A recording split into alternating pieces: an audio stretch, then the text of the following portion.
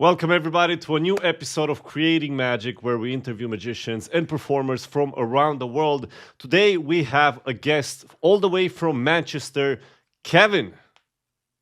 A round of applause to Cavan. He is a performer and a content creator on YouTube. If you have not heard about him, definitely go and check him. You definitely heard about him, actually. What am I even talking about?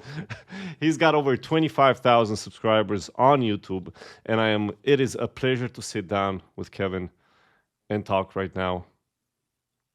Am I pronouncing your name right? You are, yes. A lot of people get it wrong. I've had all sorts, don't worry. I've had everything from Calvins and Kelvins. It's Cavan. Cavan is fine. Cavan. Or you can just call me Perfect. Cav. Everyone calls me Cav. That's fine. I will say Cav. No, it's a little bit too personal at this point. We're not at that level. We're not at that level. That's fine. Not yet. So, Kevin is actually, because I keep saying Kevin, and that's it, bro. I'm sorry. So the whole of this thing is just going to be how to say my name. We're going to spend an hour on this. Yes, that is true. If my name wouldn't be Biz, and it would be my Romanian name, that would be difficult. Go on. What's your Romanian name? Give me the full works. We're not there yet, man. Oh, okay. I'm sorry. At the end, maybe at the end of the interview. Yeah. We'll see. We'll see how it goes. I'm sorry.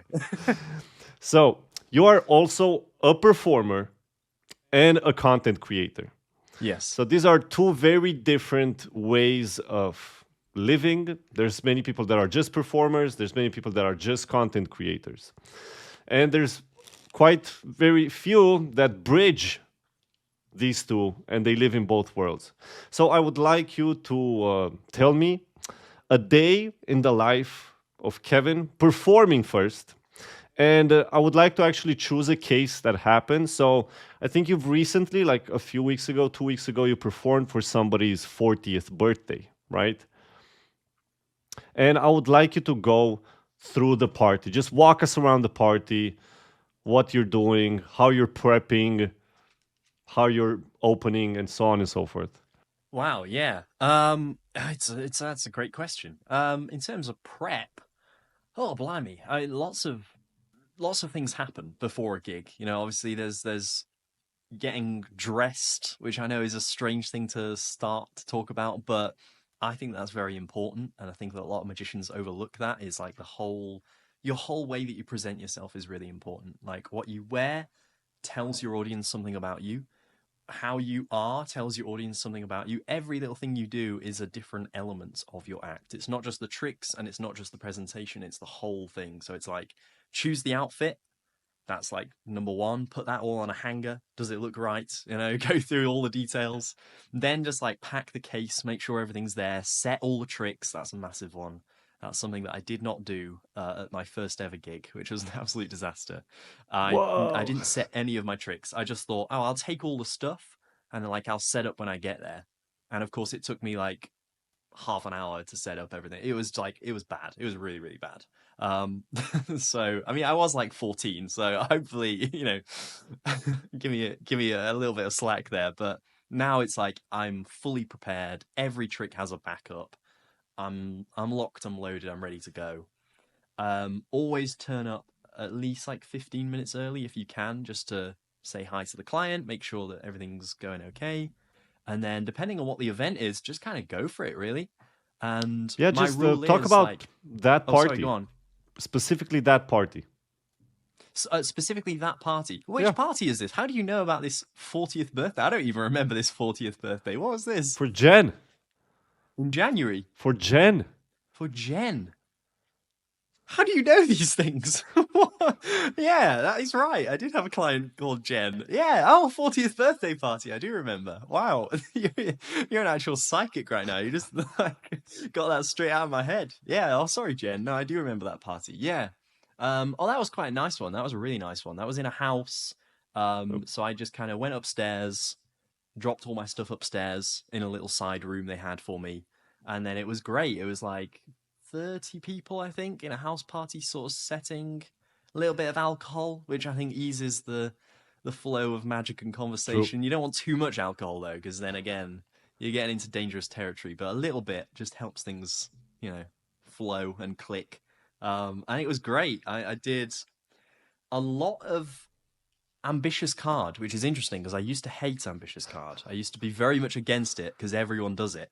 Yep. But then I started to do it again. Again, I made a video about this on YouTube, and I rediscovered that actually it's a great trick, and I love it. And I've got my own little spin on it that I do. And so I did it. I did that a few times to start with, and then I moved on to the rest of my repertoire, which will remain a secret. But ambitious card was really really fun, and the reactions were great. I think How I do had you a 70-year-old woman try and give me her phone number, so the highs of the job. that is quite the highlight of the night. It is, yeah. How And do she's you here tonight. No, I'm joking. how do you open the party? Like, do you go to everybody and introduce yourself, or do you go from group to group? Yeah, so I tend to I go for the biggest group first, the one that's going to make the most noise, the one that is everyone's going to turn around and go, "Whoa, what is going on?" Because I think that is a great way of announcing that you're here without actually announcing that you're here. True. You don't want to take to the microphone and go, "Hey everyone, I'm the magician." Sometimes someone will do that for you, and that's fine. Like if the client themselves, at a wedding or whatever, the best man will get up and go, "And we've got the magician here." That's fine. That's all right. But I tend to go for like the big rowdy table because there's always one of those, Yeah. like at a wedding or something. Go straight for them. Do your trick that will get the biggest reaction. Everyone will go, "Whoa, what is that?" And then they'll want you at their table. That's my best piece of advice for that. How about closing? How do you close the night? Closing's interesting because there's kind of I've done everything that I can think of when it comes to closing. I've done like the end on a dramatic big moment of magic and then walk out, kind of like Dynamo, just walk off, leave them with that. I've done the kind of soft landing where you do a more sort of like, okay, I've done all of like the mainstream magic. Now this one is kind of just for me, but hopefully you'll enjoy it. And often people do because you've said like this is one of my favorites, and it's kind of a Nice. bit of a slower paced one, and that's kind of more of like oh yeah, we had a good time, kind of a more melancholic thing. But I tend now just to go for like a fun trick, one that's like everyone's going to remember. Everyone kind of gets involved. People are all doing different jobs. They're shuffling or examining this. Whatever. Just Nice. something that's like it's very sensory. It's very multi-dimensional, and then it all kind of comes together at the end. That's tend to be what I do now.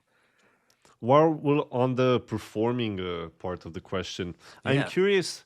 What is one trick? I know you said in the video that you hated the ambitious card routine because it was Yes. overdone. But besides the ambitious card routine, what are what is one trick that you really liked and you performed it so many times along the years that now you can't even think about doing it because you go crazy? Wow. That is a good question. That is a really really good question. Um, I'm gonna have to say Invisible Deck.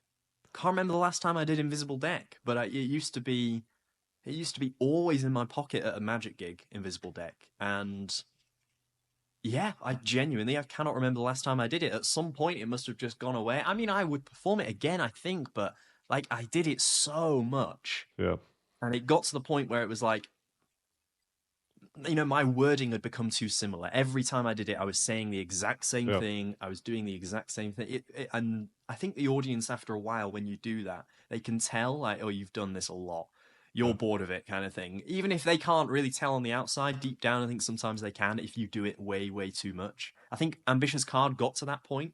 Then it, went on hiatus and then it's Yeah. back again. And I've got a new spin on it.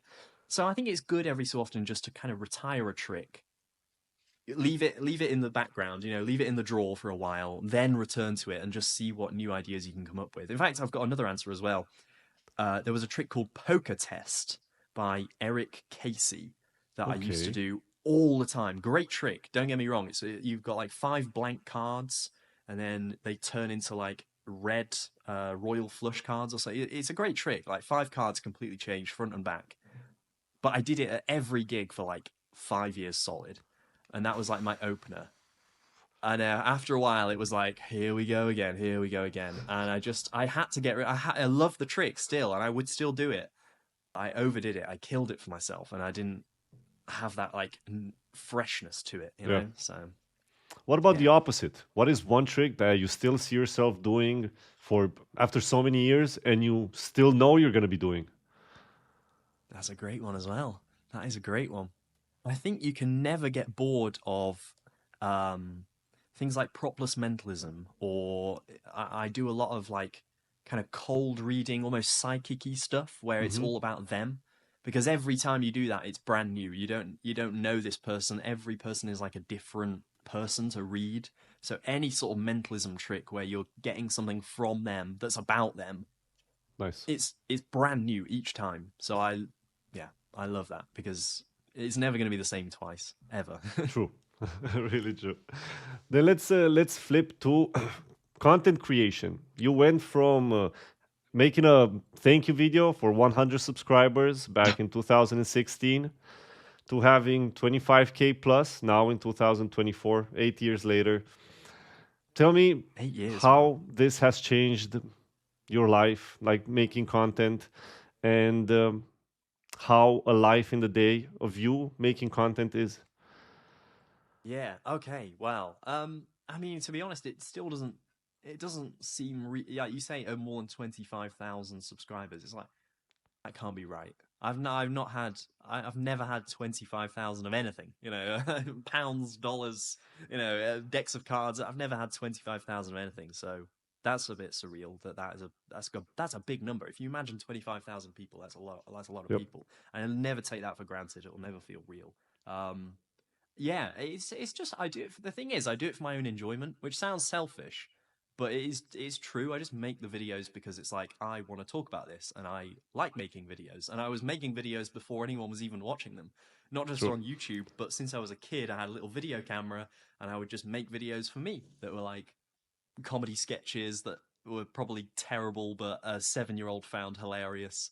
Um, little things like with my brother, I made nature documentaries, if you can believe that. I went to the park with my video camera, like 8 years old, talking about the trees. Like I was a big fan of nature. I loved birds. I loved all that sort of stuff, which is just crazy to think about now. But yeah, I loved all that. So I was just making. I just love making videos, really, and I would be doing that anyway, even if it wasn't for YouTube. I'd be still making videos one way or another.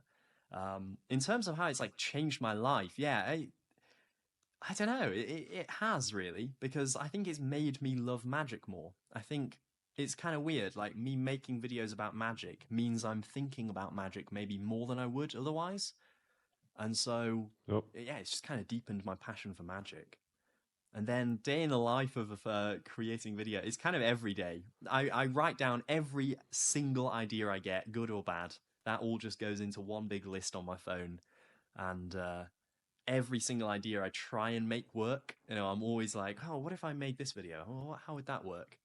And then I pick and choose the right ones. So the average day might be I look through the list, pick an idea that I go, yeah, I could make that work, film it, hate it, delete the footage, film it again, still hate it, delete the footage, format the memory card about 8 times, try and do the intro about 6 different times, and then finally, after many hours of filming, I have something that is semi decent, and I'll spend the next couple of days sort of editing on and off. I think that's the average day. So it's kind of a multi-day process, really. There, but that's the way it tends to go. Does sound like that, honestly. Can you imagine your magician life without content creation or the other way around, your content creation without performing? What a great question. These are great questions. Thank you. Great questions. I can definitely imagine being a magician without YouTube. I think that still would have happened. I think I'd still be doing that. Um, and I think it would be pretty similar as well, because again, they're very separate worlds. Like Yeah. I could be performing at gigs and events and weddings and stuff, because that audience is 100% different to the video audience, which is entirely magicians, really, for the Yep. most part. So they're very separate. So I could still be a magician without YouTube, but the YouTube channel is still about magic. So if I wasn't a magician at all, then the YouTube channel would probably be about Lego, I reckon. I'm a big Lego Or fan. maybe I'd probably nature still documentaries. I would still be making videos one way or another. It would be like, yeah, again, comedy sketches or Lego or something. I'd do something. Yeah, Nature documentaries again, like you say. I think it would be, yeah, it would be something along those lines. I'd find a way. beautiful.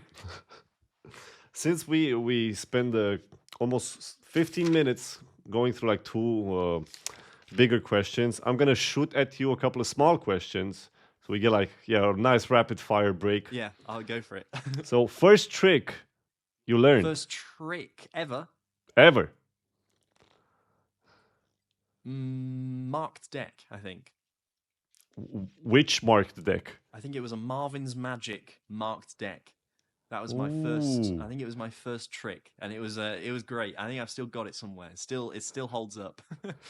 What about the first trick that you performed, not to family or friends, if you remember? Oh yes, I do. I don't. I think it was the invisible deck. I do think it was the invisible deck. Yeah, at my first gig, I think it. I probably. I don't remember exactly, but chances are it was the invisible deck. First book that you read?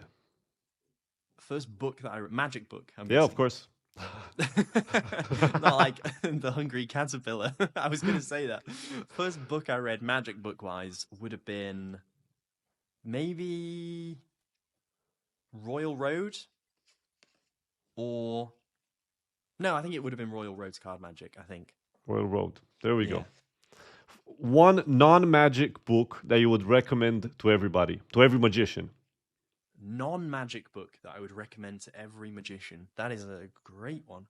Um, I mean, instinctively, I want to say like a Darren Brown book that isn't necessarily a magic book, but it's just by Darren Brown, because I think there's a lot of great like thoughts going on there. True. So yeah, whichever Darren Brown book I can think of. Was there one called Trick of the Mind? I guess that's Yeah. kind of magic related, but it doesn't teach tricks.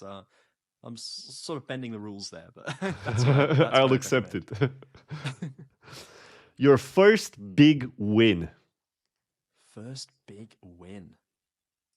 The school talent show when I was 15 doing magic. That was the first moment I was like, yeah, this is on top of the world right now. School talent show, I've won it. I came joint first, so I shared the big win, but you know.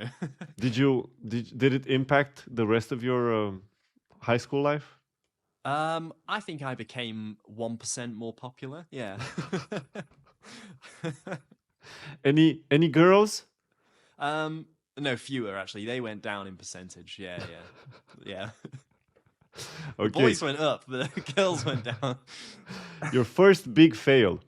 First big fail. Oh, yeah. I can think of some. Again, they naturally are becoming magic related. I don't know if these are all meant to be magic related, but Yeah, magic related. at my first gig, I've told this story on YouTube before, but at my first gig, I ended up by the end of the night like covered in milk that was like slowly going sour, because I thought it would be a good idea to do a peering glass of milk like as a trick. And for that trick, you need to have the glass of milk in your pocket for that to work. So obviously, I was walking around with a glass of milk in my pocket, and it spilt. But no point crying over it. But I literally I was my trousers. It looked like I'd wet myself, but it smelt of like bad milk. Yeah, So that's a pretty big fail. that is a pretty big fail. Yeah. What about? I did ask you these. I did. Um, there was one more that I wanted to ask you, but I forgot. So instead of stopping the flow, we're gonna go back to a more deep question now. Okay. There we go. So I watched your video about the honest psychic, where Oh, you yeah. talked about your theater show, and you talked about how you actually preferred performing on stage much more than performing close up. And this would be the first question. Tell me, like, I would like you to talk a little bit about why this feeling. Yeah. I guess it's because you have a lot more control over what is happening when you perform on stage. You get to decide kind of every element of what's happening. You know, the lights, the the where the audience are.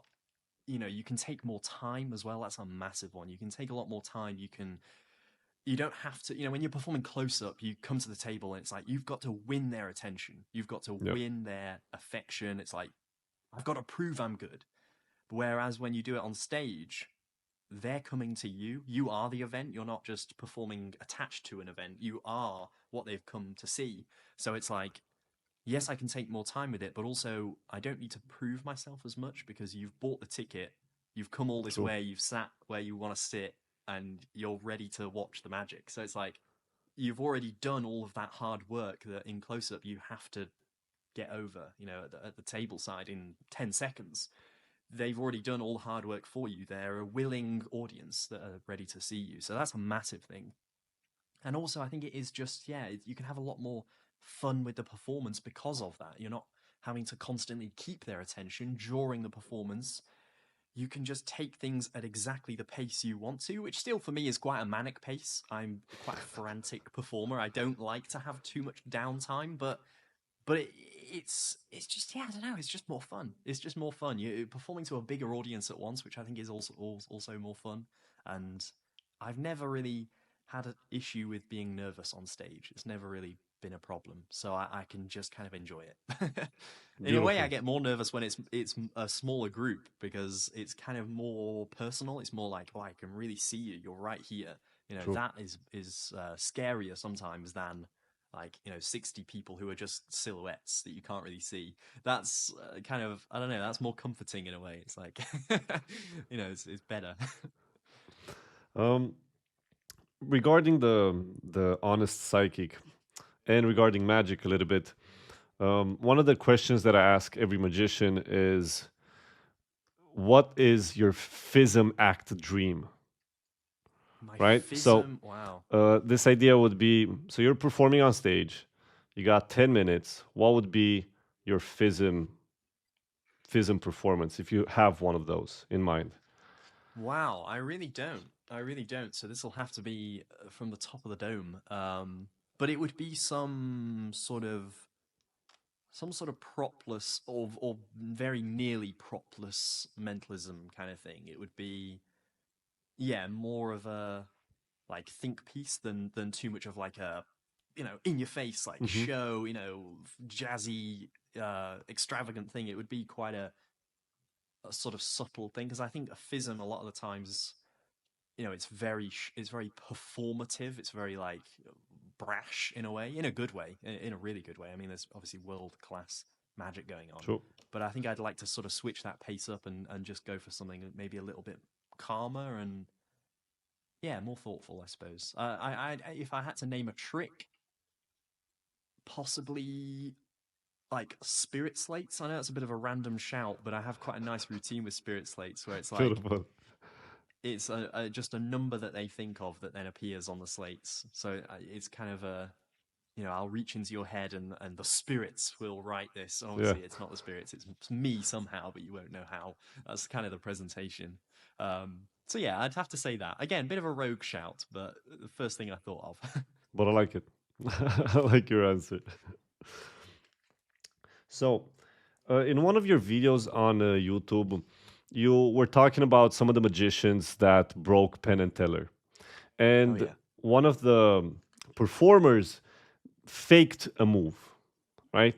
And you were talking about how this is, it's not like it's a rule, but it feels like it's an unwritten rule. So, taking this in mind, I'm curious, what do you think are some unwritten rules to performing magic that you can think of from the top of your head? Yeah, yeah. I mean, I'll touch briefly on that one because it's interesting. I think an unwritten rule generally is don't make your magic more suspicious than it needs to be. And I think Hmm. that was the point there with the Penn and Teller thing. First of all, it's in the context of a show where you're trying to fool magicians, right? So throwing in something that looks like a magician move, you would never do that in front of your audience. There'd No. be no point in doing that. Why would you? It's pointless, right? But because they're performing two magicians, that's why they've done it, right? To try and lead them astray. So it's just kind of within the rules of the game, it's not fair. But also outside of the game, outside of Penn and Teller, why would you ever want to do that? Why would you ever make something look more suspicious than it is. Obviously, you're trying to hide a method, and I totally get that, but don't make them think that you're using another method because of that. Don't try and make them think they know how it's done by doing something crazy. Like if I was making a coin disappear with a French drop, I wouldn't then go, But why would I do that? there's many people that do that actually. I know. Well, maybe as a gag, that's possibly a bad example because then I could reveal it's not in my mouth, and Yeah, that's yeah. kind of a fake method. You know, there's the talking of Penn and Teller. There's a brilliant moment, one of my favorite moments in any magic trick, which is a lot of hype and a big statement. But one of my favorite moments in any magic trick is during Penn and Teller's Cups and Balls, where Teller, he's like made a ball disappear in this hand, and he does this brilliant thing where he just opens the other hand really slowly. And it's such a simple thing. It's probably something that most people can't even remember happening, but it's such a brilliant thing because the audience think they know how it's done, and then slowly that is broken for them.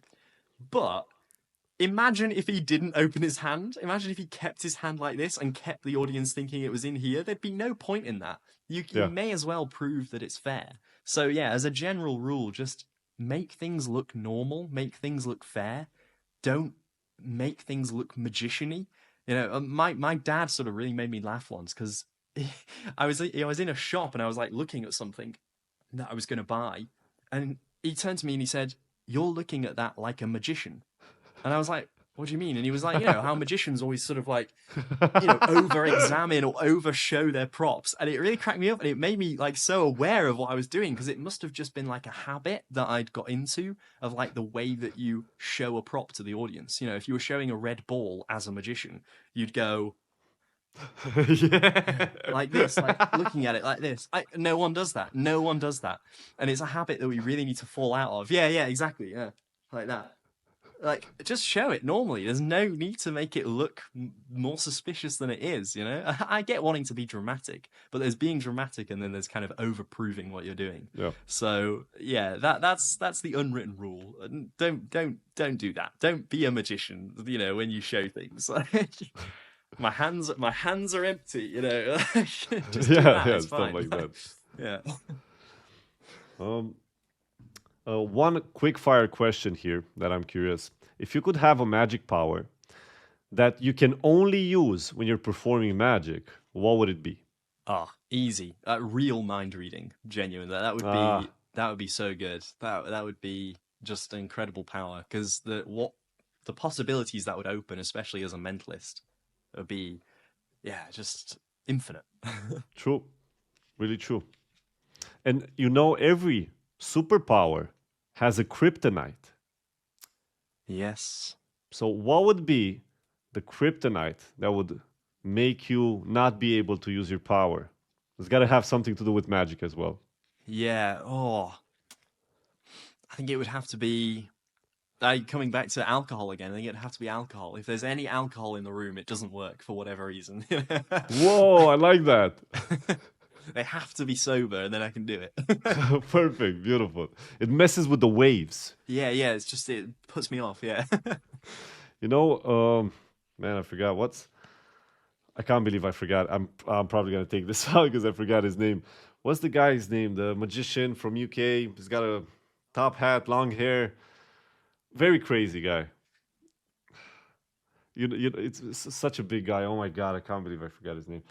He curly hair, top hat, big nose, super skilled. Old guy. He's probably like 50 now. I don't know. Oh my god, This is staying in, by the way. You've got to keep this in because I don't know who you're talking about either. The comments will have to guess.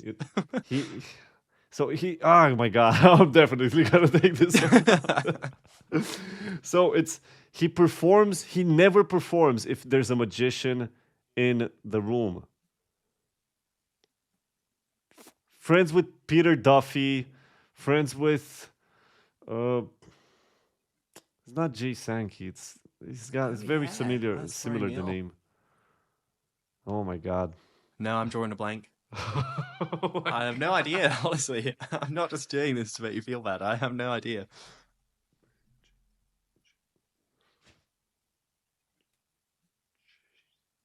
My God, man, I forgot, and this is blowing my mind. I'll send you. I can't believe We'll you're gonna. remember at some point. You're You'll just gonna laugh remember, at me like for tomorrow forgetting. morning, you'll just wake up like, it's them.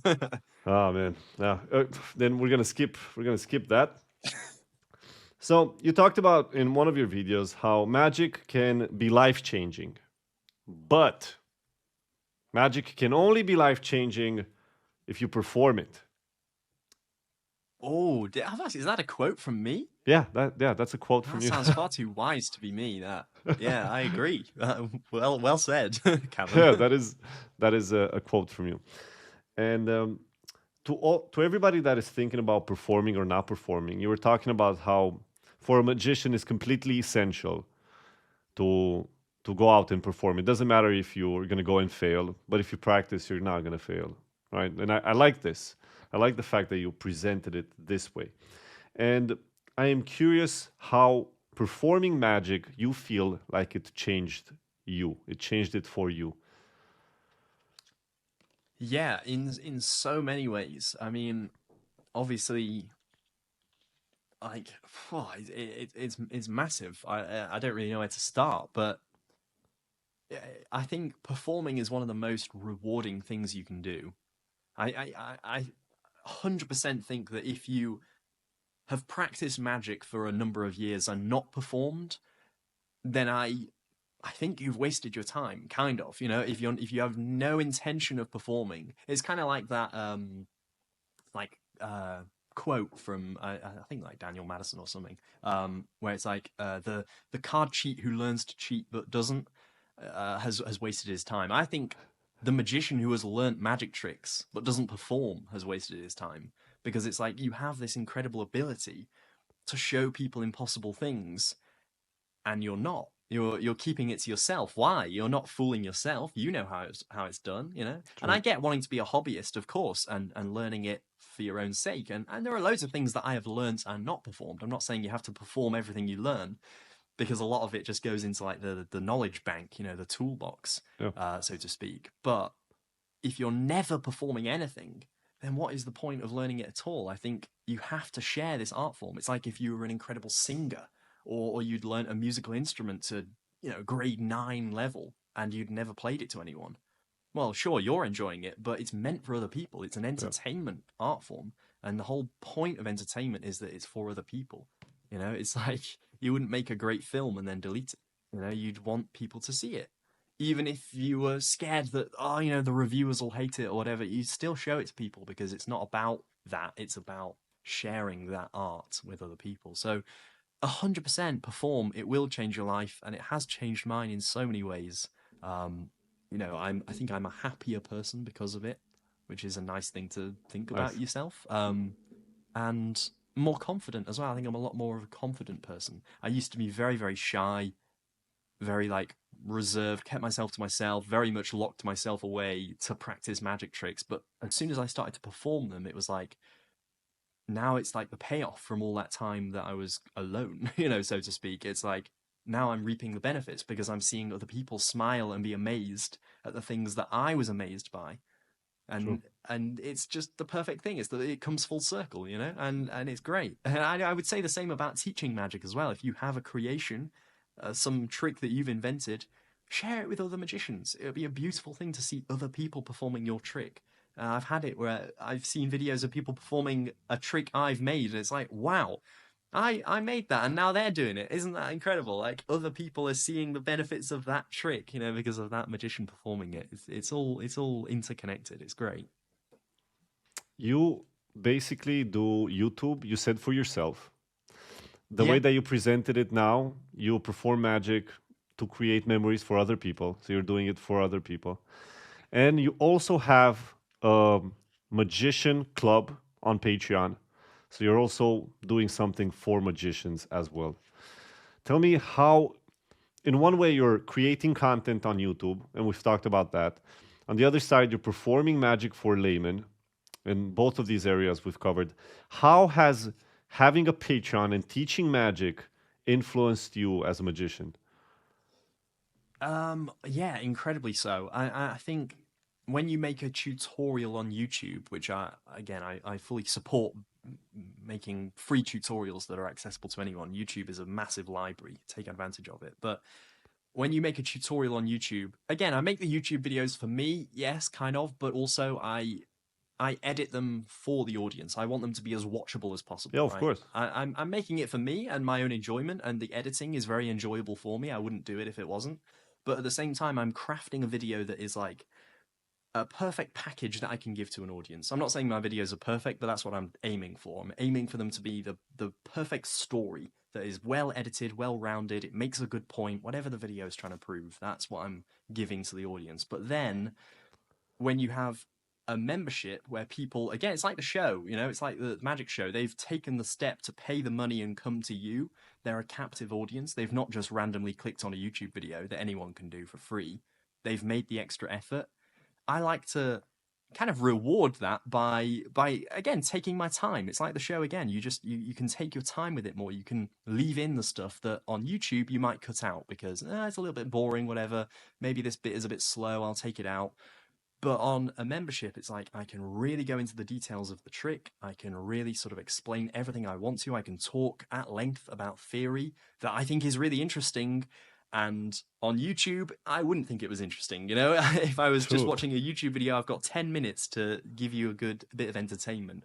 Whereas on the Magician Club, I can spend an hour talking about theory, and that's fine because the audience are there, and that's what they're there for. They're there to talk about the minutiae of things and not worry about skipping on to the next topic, you know, so it's a lot more sort of in depth and a lot more material, not just for the sake of it, but because that is actually the perfect place for that to take place. And the way it's changed my life is incredible. Obviously, you know, yes, it earns me money, which is good, but also it's this brilliant creative outlet that I don't think you can really get anywhere else, or certainly I haven't found anywhere else that you can have such a honest place to discuss magic like that. You know, it really is like you're sat at the table with a magician and you can talk about it. And the interactions I have with the members on there, that whole community is just incredible. They're the best. So yeah, that's Beautiful. how it's changed my life, I think. Shout out to everybody from Patreon watching this Yes. right now. One of the things that I have noticed you've done over the years is your Blackpool Magic Convention video. Oh yeah. Since you have gone to so many Blackpools, I am curious, what is one memory that sticks with you even now? Oh wow. Blimey. So many incredible memories. And the one that sticks in my mind the most is Faye Presto's lecture. Oh, I can't remember what year it was, possibly 2020 off the top of my head. I could be way out with that. But that performance she did, which wasn't, you know, the most hyped thing of the convention. It wasn't like the thing that was on the poster. She's not the most famous magician in the world, none of that. But it was the most sincerely to the point, direct, entertaining, thoroughly enjoyable, humorous, fantastic magic. Everything was just executed brilliantly. And that is kind of rare at Blackpool in the nicest way possible. That is rare to tick all of those boxes. Sometimes you will get a magician who is very, very funny, but the tricks are kind of basic. That's not any fault of theirs. It's just what they're going for. You know, they're more of a comedian than a magician in a nice way. And then sometimes you will get brilliant technicians, like I've seen Shin Lim perform Dream Act live at Blackpool. Again, astounding, brilliance. I have no idea how he did some of it still. You know, it's fooled the socks off me and it was beautiful and the music and everything cinematic, but it wasn't humorous, you know? So it's like it always misses one of those boxes. Whereas Faye's magic, and again, she's one of the best in the game. She's been just bossing it for ages, far longer than I've been alive. And to see such a master at work just do these tricks effortlessly was incredible. And the way it started, that lecture, that performance, was this little like video that was a live video from backstage of her setting up her tricks, which is such a simple thing, but that's how it started, and it was so impressive. It floored the whole room because it was literally just like she's done it a million times. She knows exactly where every prop should go. You know, I was talking about how it takes me like half an hour to pack my magic case. She was just like bam, bam, putting everything in the pockets. This goes there, that trick sets up like this. It was like she set half an hour's worth of magic in like 15 seconds. Just like that. It was, I know, and to us magicians, that's like the most incredible thing. So that was how it started. Immediately, I was like, okay, wow. And then the whole performance and the whole lecture, it was just so like detailed and funny and brilliant and fooling as well. There was a lot of it. I didn't know how it was done. So yeah, I'd have to say that, which again is a rogue one. But I think I Faye like is it. my favorite magician, so it kind of comes to mind naturally. Beautiful. Then we are approaching towards the end of this, but I still have a few questions. First, two short ones. Go on. If you can give me a hot take, Hot take. Hot take. Sleight of hand is overrated.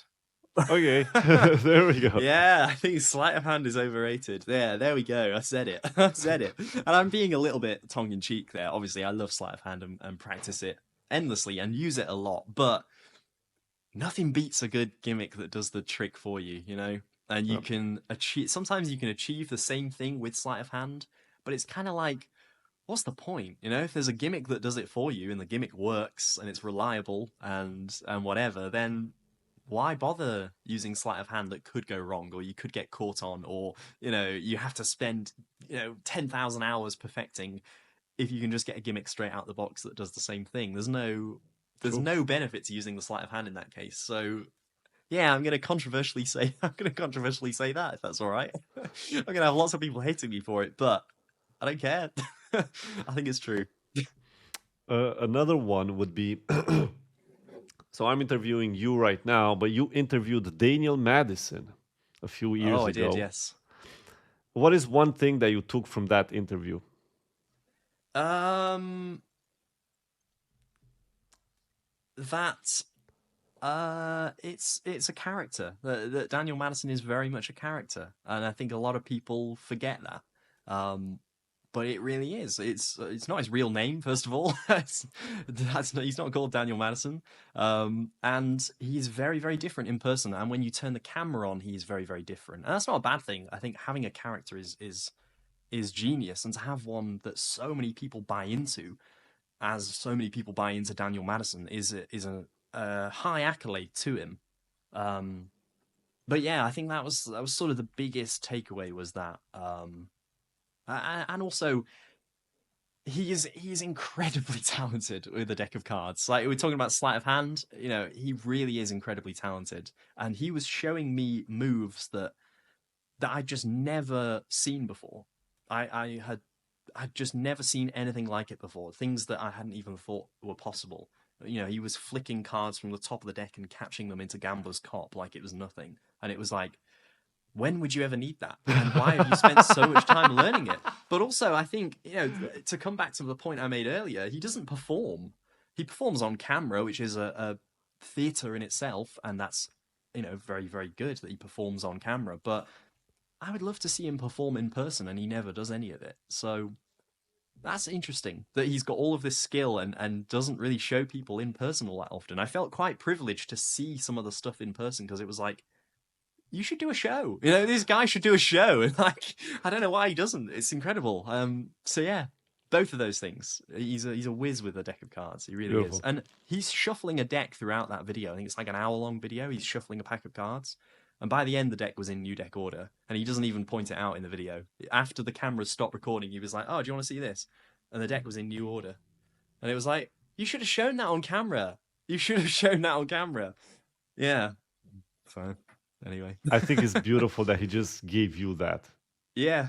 It was just for me, that. Beautiful.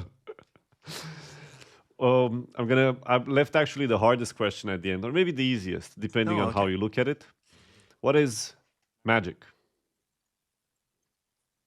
I'm going to avoid the sort of emotional response Yeah, that a lot of people give. I am going to say that it is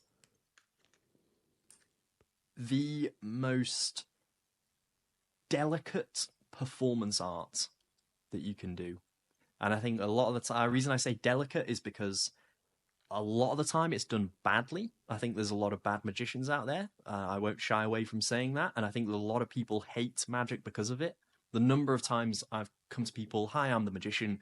The number of people that go, I hate magic, is astounding. No, it's it's really sort of troubling, and I think the magic community should look at why that is. And I think the reason that is because there's a lot of bad performers out there that are not doing it justice. It's a delicate art form. It can be, like we've said in this interview, it can be beautiful, it can be life-changing, humorous, dramatic, all of those things in between. It can be everything that music can be. I compare it to music a lot, but music can be all of those things and magic can be all of those things. But no one ever says, oh, I hate music, because they always know that there's a genre for them. They might not like classical music, they might be more of a heavy metal guy, but no one says, I hate all music. Whereas a lot of people say that they hate all magic. Maybe that's because they've not seen enough magic, who knows, but it is very interesting. And so I think that's what magic is. It's delicate. So do it well, do it justice. And on that note, I will bring you to the last the last moment of the interview. I give to everybody a section at the end where you can talk about anything. You can talk about what you're working on, or you can just tell a story, or you can say a poem, you can do a dance, whatever it is. I give you the mic. Wow, it's a lot of pressure. I feel the eyes of the big blind media world looking on me with a lot of pressure. So I will just say to all the magicians watching, practice a style of magic you have never practiced before. I will just leave with that advice because that's something I'm doing at the moment. I'm exploring new avenues of magic. I'm learning rope magic for the first time in my life ever, and it's difficult, but it's fun. So just try new things, people. That's what I'll say. That's my message unto you all. Try new things. Is that good enough? Beautiful. Thank you, everybody, for staying with us up until now.